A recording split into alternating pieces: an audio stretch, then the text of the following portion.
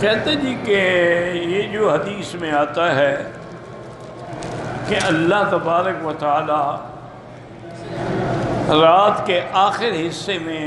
آسمان دنیا میں نزول اجلال فرماتے ہیں، تو کہتے ہیں کہ رات تو ہر جگہ نہیں ہوتی، پاکستان میں رات کا الگ وقت ہے، امریکہ میں الگ وقت ہے، وہ جو بھی اوقات جو وقت جہاں ہوگا اللہ کی ذات تو آسمان دنیا میں تشریف لائے گی، وہ وقت جہاں جہاں آتا جائے گا آتا جائے گا، اس میں کیا تکلیف ہے؟ پہلے تو اللہ کا آسمان سے آنے پر ہمارا ایمان ہے، لیکن کیسے آتے ہیں ہم یہ نہیں سمجھ سکتے، اور نہ مخلوق کو چاہیے کہ وہ خالق کی ذات میں بحث کرے، خالق کی مصنوعات میں بحث کرو، خالق کی بنائی ہوئی چیزوں پہ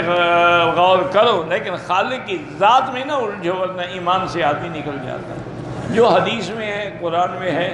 اللہ عرش پہ ہیں، آسمان دنیا میں تشریف لاتے ہیں، اور پھر فرماتے ہیں کہ کوئی ہے مجھ سے مانگنے والا، کوئی حاجت مند، کوئی پریشان، میں اس کی پریشانیاں دور کر، تو ہمارا ایمان ہے۔ باقی اس وقت کہاں رات ہوگی کہاں نہیں ہوگی، تو لیلۃ القدر کیسے ہوتی ہے؟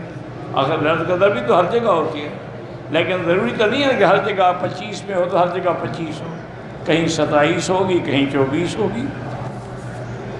بہرحال گزارش یہ ہے کہ ہر ملک میں ایک فقہ ہے، جیسے کہ مصر میں امام شافعی کی فقہ ہے، اسی طرح حبشے کے اندر امام مالک کی فقہ ہے، اور یہاں امام احمد بن حنبل رحمۃ اللہ علیہ کی فقہ ہے۔ تو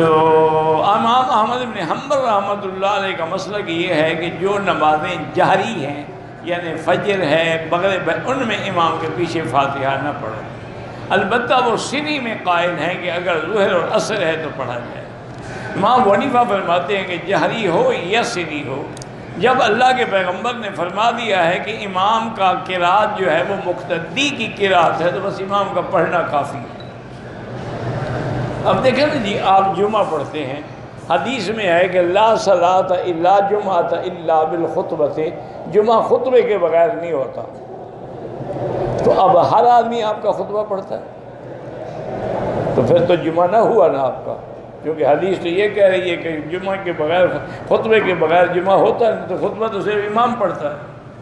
اچھا، بلکہ ایک آدمی نے خطبہ سنا ہی نہیں ہے، وہ امام کھڑا ہوا نماز میں مل گیا، تب بھی اس کا جمعہ ہے۔ من مكة حبيبي نور سطع المدينة